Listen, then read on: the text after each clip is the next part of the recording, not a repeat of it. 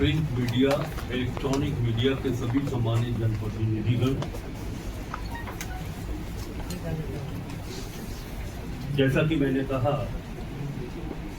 कि यह press conference वित्त और वाणिज्य कर विभाग के द्वारा समेकित रूप से जो हमारी वित्तीय स्थिति है, वित्तीय प्रबंधन है, वो आप सबों के बीच, आप सबों के माध्यम से हम सभी राज्य की जनता के सामने राज्य की वित्तीय स्थिति, विगत वर्ष हमारे सामने क्या चुनौतियां थी, उस आलोक में हमारा प्रबंधन कैसा था, ये राज्य की जनता को जानना चाहिए, उनके जानकारी के लिए। इसलिए कि राज्य की जनता से हम टैक्स के रूप में जो धनराशि इकट्ठा करते हैं, जो राजस्व की प्राप्ति करते हैं, तो ये उनका अधिकार होना चाहिए कि वित्तीय स्थिति और प्रबंधन किस प्रकार। इसी उद्देश्य से आज का ये प्रेस कॉन्फ्रेंस का आयोजन है। हम सभी आप सबों का हार्दिक स्वागत, हार्दिक अभिनंदन करते हैं। हमारे साथ वाणिज्य कर विभाग के सचिव श्री अमिताभ कौशल जी हैं और वाणिज्य कर आयुक्त सह वित्त विभाग के विशेष सचिव श्री अमित जी। इस प्रेस कॉन्फ्रेंस को आप दोनों भी संबोधित करेंगे।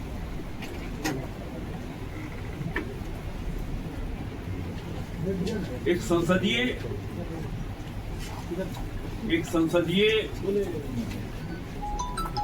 जीवन का हिस्सा रहते हुए, जैसा कि आप सबों को भी विदित है, मैं भी इस बात से पूर्णतः सहमत हूं कि जब झारखंड के विकास, अपने राज्य के विकास की बातें करते हैं, तो हमें इस बात की भी चिंता होनी चाहिए कि हमारा जो आय का स्रोत है वो कैसा है और कितना है। हम आय के स्रोत को किस तरह और मजबूत कर सकते हैं, राजस्व संग्रहण कैसे समय पर हम प्राप्त कर सकते हैं, ताकि हमारा राजस्व ही वो माध्यम है जिससे 25 वर्ष के युवा झारखंड को और सशक्त और मजबूत बनाया जा सके, सामाजिक आर्थिक रूप से। हम सभी जानते हैं कि स्टेट के इंफ्रास्ट्रक्चर के लिए, उत्तम स्वास्थ्य के लिए, उत्कृष्ट शिक्षा, सरप्लस बिजली हो हमारे पास, जल संचयन, शुद्ध पेयजल, ग्रामीण अर्थव्यवस्था की मजबूती व रोजगार के अवसर, सामाजिक सुरक्षा, स्थापना व्यय के लिए पर्याप्त धन राशि की आवश्यकता होती। इसके लिए एक कुशल प्रबंधन और एक बढ़िया मैकेनिज्म जब तक ना हो, तो इस दिशा में सार्थक उपलब्धि हम नहीं प्राप्त कर सकते। जब मैं वित्त मंत्री के रूप में पदभार ग्रहण किया था, तो माननीय मुख्यमंत्री जी का ये निर्देश प्राप्त हुआ कि ये चुनावी वर्ष है, 2 चुनाव झारखंड को देखना पड़ा है, लोकसभा का और विधानसभा का। हमारे पत्रकार बंधु सभी अच्छी तरह से अवगत है कि जब 2 चुनाव एक वित्तीय वर्ष में देखना पड़ता है, तो उसका असर प्रशासनिक दायित्वों के निर्वहन पर भी पड़ता है, अर्थात राजस्व संग्रहण कार्य भी बाधित होता है, या यूं कहें कि प्रभावित होता है। एक्सपेंडिचर भी हम इसलिए उस गति से नहीं कर पाते हैं, कारण कि जो मॉडल कोड लगा होता है, तो बहुत सारे बंदेज भी हमारे सामने, सरकार के सामने होते हैं। उन्होंने मुझे कहा कि, और हमारे अधिकारियों को भी कहा कि जितना बेहतर हम कर सकते हैं इसके बाद भी ये हम सबों की जिम्मेवारी होनी चाहिए कि हम रेवेन्यू कलेक्शन और एक्सपेंडिचर हमारा संतोषप्रद हो, कम से कम पिछले के कुछ वर्षों की अपेक्षा, या ये यूं कहे कि इसके पहले जो 2019 चुनावी वर्ष था, हर 5 वर्ष में होता है, आप सभी जानते हैं, तो हम अपने सक्रियता से इन विषयों पर एक संतोषप्रद उपलब्धि हासिल करें। उन्होंने ये जिम्मेवारी हम सबों को सौंपी थी। मेरा दायित्व बनता है कि हम आपके माध्यम से राज्य की जनता तक पहुंचने का प्रयास करें और बताएं कि वास्तविक स्थिति 2024-25 में हमारी क्या उपलब्धि रही है रेवेन्यू कलेक्शन में, और हम क्या एक्सपेंडिचर कर पाए। FRBM का जो एक्ट है, वो जो हमें किसी भी राज्य को ऋण लेने के लिए जो एक प्रतिशत निर्धारित किया गया है, झारखंड उससे नीचे या झारखंड उस सीमा को क्रॉस कर चुका है। इन विषयों को आपके सामने रखेंगे तो ये राज्य की जनता तक बातें पहुंचेंगी। मैं आपको एक बताऊं,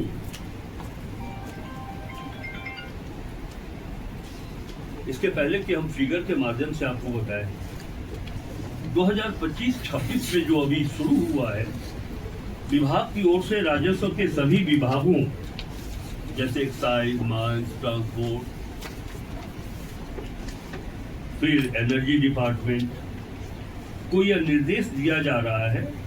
कि प्रत्येक 3 माह में राजस्व संग्रहण की समीक्षा करें।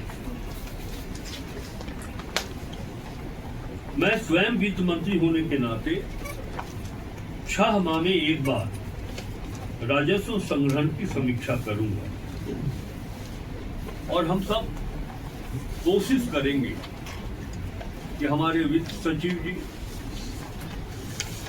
हमारे वित्त के विशेष सचिव जी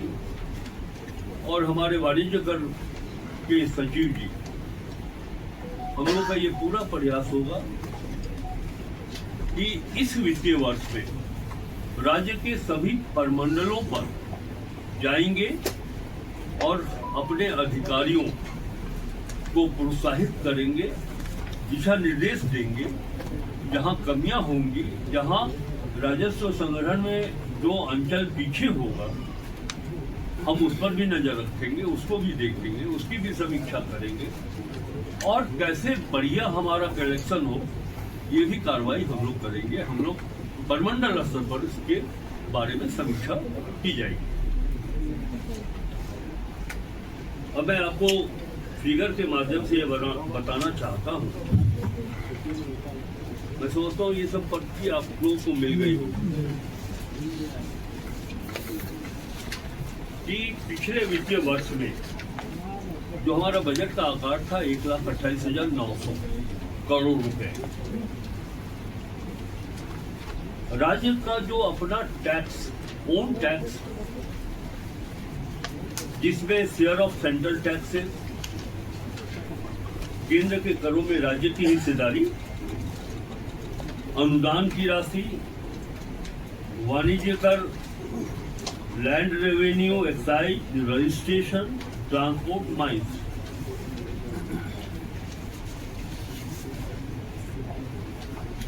हम अपने टारगेट के विरुद्ध, टारगेट भी दिया हुआ है, सेकेंड पेज पर जाएंगे तो 92,189 करोड़ 189.10 करोड़ रुपया हम लोगों ने संग्रहण किया, जो कि टोटल बजट साइज के अगेंस्ट में 86.16%। हम सबों की कोशिश थी, पूरा लक्ष्य हम लोगों ने दिया था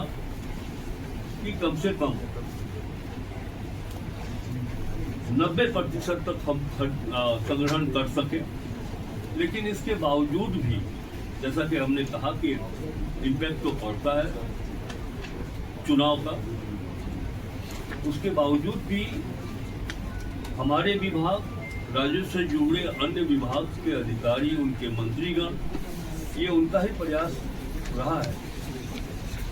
कि 86.16% हमारा संग्रह स्टेट ओन टैक्स से। यद्यपि हम यह भी कहना चाहेंगे कि ग्रांट्स इन एड अनुदान की राशि का जो लक्ष्य था 16,961.35 करोड़ रुपया, उसके विरुद्ध हमें प्राप्ति हुई है 9,063 करोड़ रुपए। फिर हम इस वित्तीय वर्ष के लिए भारत सरकार के संबंधित माननीय मंत्री से मिलेंगे, अनुरोध करेंगे कि झारखंड को अनुदान की जो राशि है वो लक्ष्य के आलोक में उपलब्ध कराए। उसके बाद अदर नॉन टैक्स रिसीप्ट जो हमारा हुआ है वह 1,34,000 क्या है, 1 लाख क्या पढ़ेंगे इसको, 1,03,000 1,03,469.82 यानी कि 80.27%।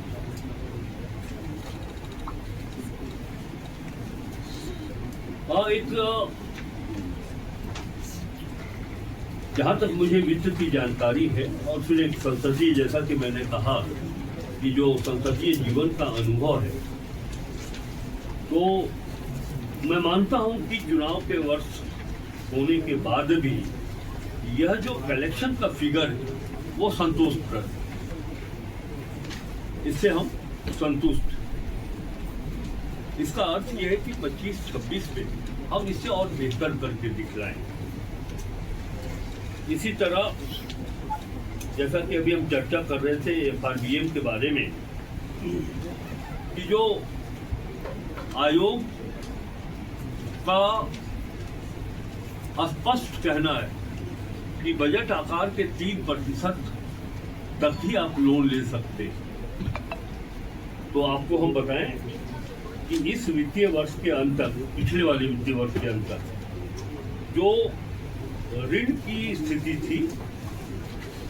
3% से नीचे, यानी कि हम 2.27% हम लोगों ने ऋण लिया था, यानी कि हमारे पास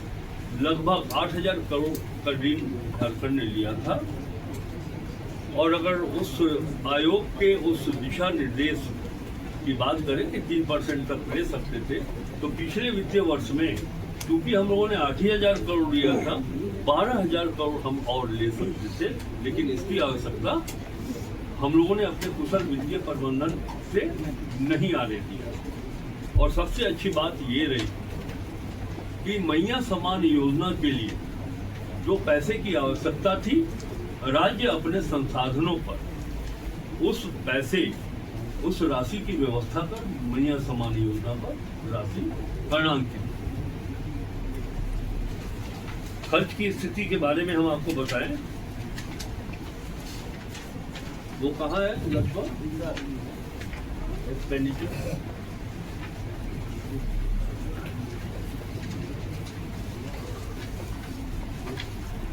24-25 में इस राज्य का लक्ष्य था 1,31,234.42 करोड़ रुपए।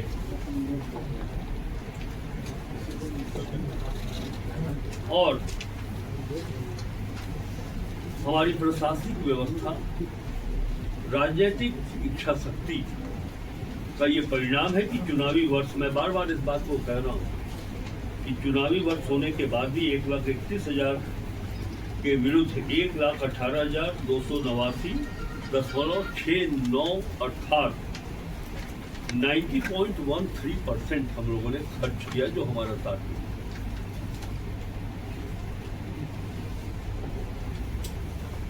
कुल मिलाकर के अपनी ओर से, सरकार की ओर से मैं यही बात कहना चाहता हूँ, एक तो रेवेन्यू कलेक्शन और दूसरा एक्सपेंडिचर, कुशल वित्तीय प्रबंधन का सबसे बड़ा महत्व यही है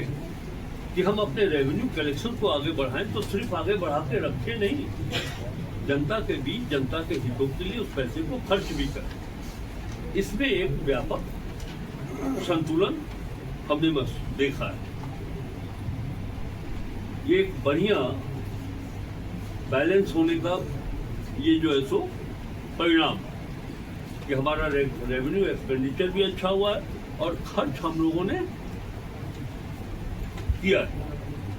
ये बातें आप लोगों के माध्यम से राज्य की जनता को जानी चाहिए। और मैं अपने वाणिज्य कर सचिव जी से सवाल लेंगे हाँ, इसके बाद आखिर हम लोग बैठे काहे के लिए? विशेष सचिव वित्त 25-26 में हमारी क्या योजना होगी रेवेन्यू कलेक्शन और खर्च करने की दिशा में हम आग्रह करेंगे।